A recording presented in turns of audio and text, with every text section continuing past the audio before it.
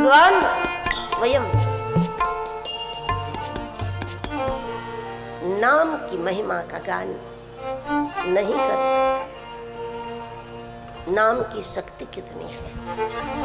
राम में जो सामान्य मनुष्य से बढ़कर शक्तियां हमने समझी, कथाओं में, शास्त्रों में, पुराणों में, वो नाम की है।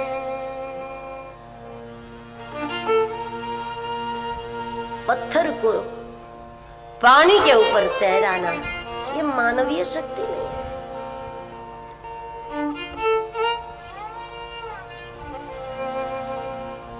एक राम कौशल्या जी को दो स्थान में दिखना, यहाँ वहां दुई बालक देखा है, ये मानवीय शक्ति नहीं है।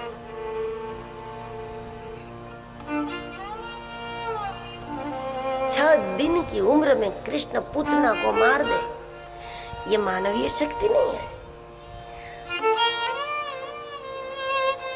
पर्वत को एक बाएं हाथ की छोटी उंगली पर धारण कर ले, ये मानवीय शक्ति नहीं है। जो एक अक्षर पढ़ा लिखा नहीं है, उस कृष्ण के पास बुद्धि के देवता ब्रह्मा आकर के सृष्टि का रचयिता कान पकड़कर उठ बैठ करे, ये मानवीय शक्ति नहीं है। ये मानव के अंदर जो अमानवीय शक्तियों का आविर्भाव है, ये नाम निष्ठा का परिणाम। हर मनुष्य इस प्रकार अपनी क्षमता से कई गुना काम करे, अपने 5-7 फीट के शरीर से अनंत गुना काम करे, अपनी सीमित शक्तियों के द्वारा। मनुष्य के पास जो धन है सीमित है, समय है सीमित, शरीर है इसकी अपनी सीमा है, इंद्रियों की शक्तियों की अपनी सीमा, इस सारी सीमाओं के बीच में रह करके उससे कई गुना काम संपन्न करे। और ऐसा अगर कोई कर लेता है तो ये न भूलो, निश्चित रूप से उसमें नाम निष्ठा अद्भुत होगी, तभी करेगा। राज यही है इसका,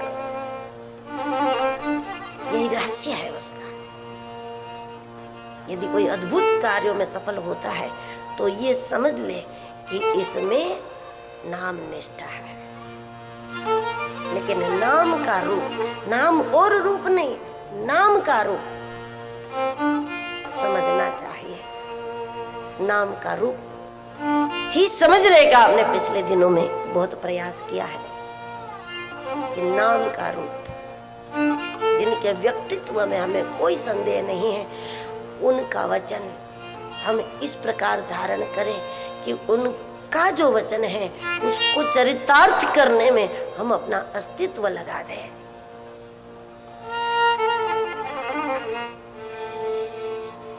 जीवन किसी के नाम कर दे, यही नाम का रूप है।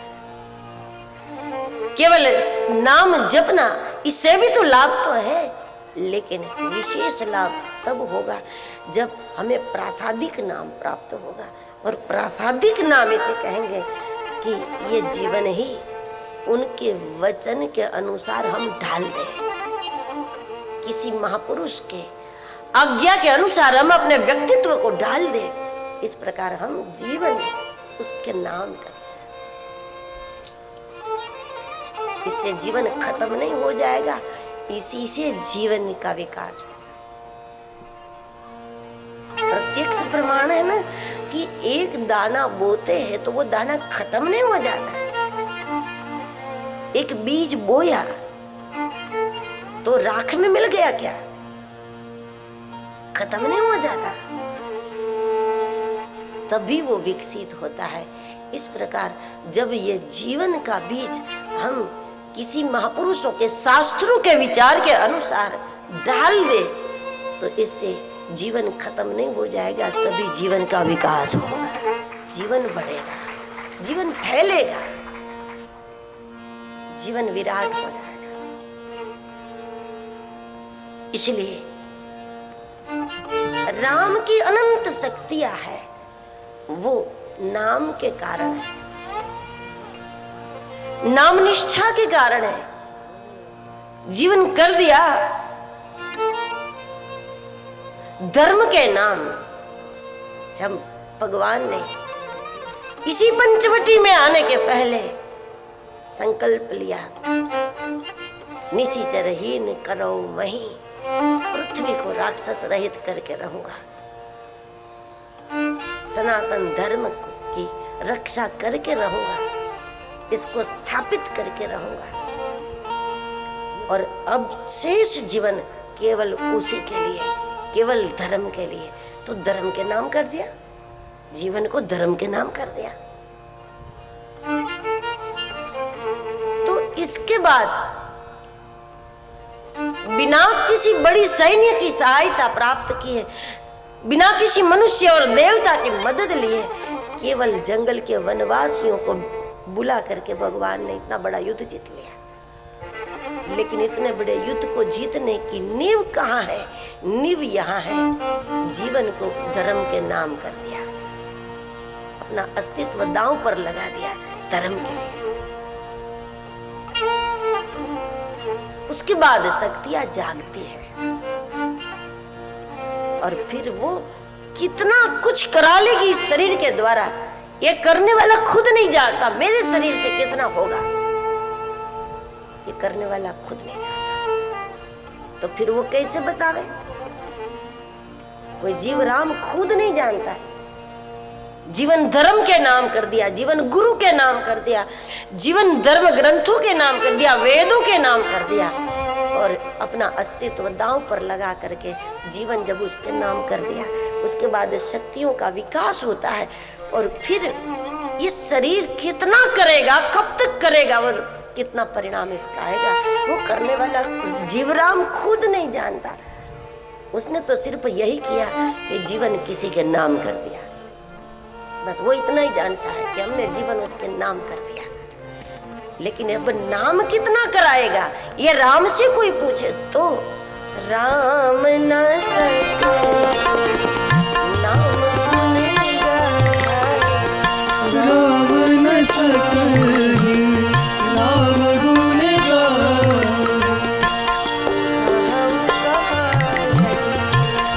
नाम बड़ा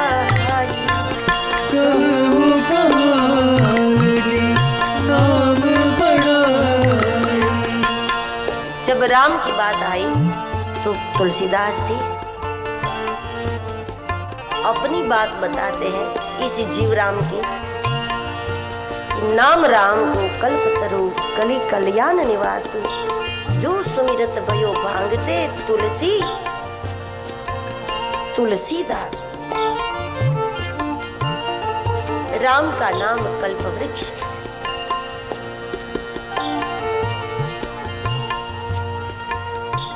सतयुग में पीपल के वृक्ष के नीचे साधना करके सिद्धि प्राप्त होती थी।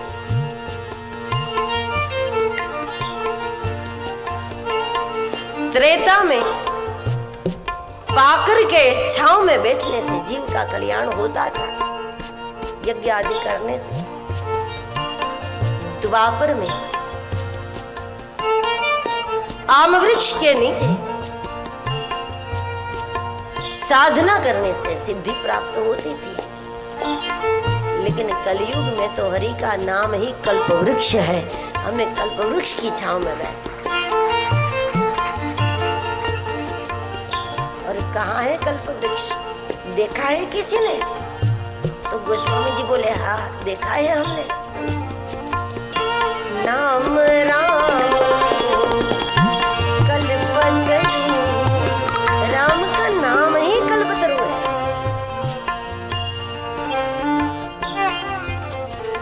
विद्विद वृक्ष का विद्विद प्रभाव है। जहां पर भांग का वृक्ष होता है वो मिट्टी दोषयुक्त मानी जाती है, दूषित मिट्टी होती है। जहां पर भांग उगता है वहां की मिट्टी इस प्रकार की ऊर्जा समाज में देता है वो वृक्ष। वैसे भी पीने वाले की हालत तो सब जानते हैं, जिसने भांग पी ली